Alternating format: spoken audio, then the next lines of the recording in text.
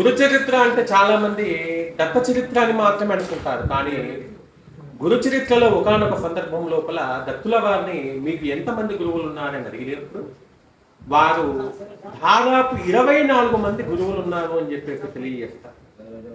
ఆ 24 మంది గురువుల్లో ఎవరెవరు ఉన్నారు అంటే సముద్రము కానివ్వండి, ఈ ధరణి అయినటువంటి ఈ భూమాత కానివ్వండి, ఆకాశం కానివ్వండి, ఆకాశంలో సంచరించే పక్షులు కానివ్వండి.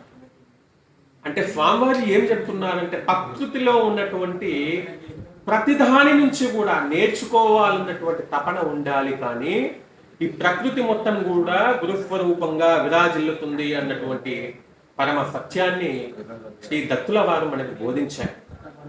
కాబట్టి జీవితంలో ఇక మేము ముందుకు వెళ్ళలేము, అడుగడుగునా కష్టాలే, అడుగడుగునా కూడా సమస్యలే అన్నటువంటి తరుణం లోపల ఎవరైతే గురు చరిత్రను ఆశ్రయిస్తారో వారి యొక్క జీవితంలో ఉన్నటువంటి ప్రతి సమస్య కూడా క్షణకాలం లోపల తొలగటానికి మార్గం ఏర్పడుతుంది అన్నటువంటి విషయాన్ని ఖచ్చితంగా చెప్పవచ్చు.